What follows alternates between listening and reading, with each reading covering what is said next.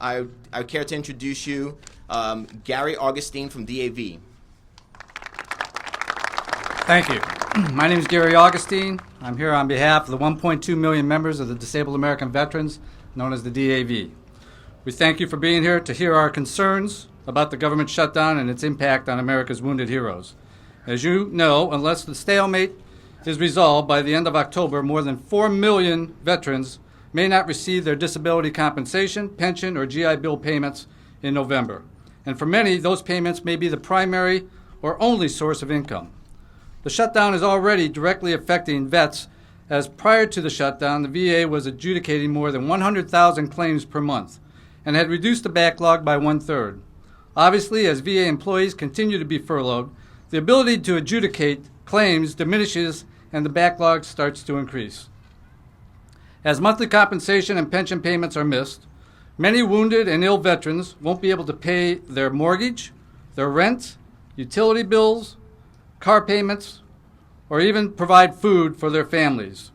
More than 350,000 survivors who may have lost their family breadwinner will not receive survivor's benefits, which may be the only income they have. Veterans who have started fall semester will not have benefits paid, which they need for tuition, books, rent, or even food. 3,500 funded VA research projects will be put on hold in every VA academic health center, affecting the future health of millions of veterans and disrupting the work of thousands of VA clinicians who are focused on using research to try to restore vets wounded in Iraq and Afghanistan. Our message to the President and Congress: defaulting on paying veterans benefits is not an option. We're here to tell them this is the time for the country to fulfill our promises to the men and women who served. Last week, DAV National Commander Joseph Johnson sent a letter to the President, the U.S. Senate, and the U.S. House of Representatives, expressing outrage over the partisan politics that are preventing the federal government from honoring our sacred obligations to our nation's heroes. Commander Johnson demanded that the President and Congress reach an agreement to fully fund all federal programs, services, and benefits that directly or indirectly support America's heroes, especially those injured due to service. Our elected officials must understand that posturing and playing politics with veterans is unacceptable.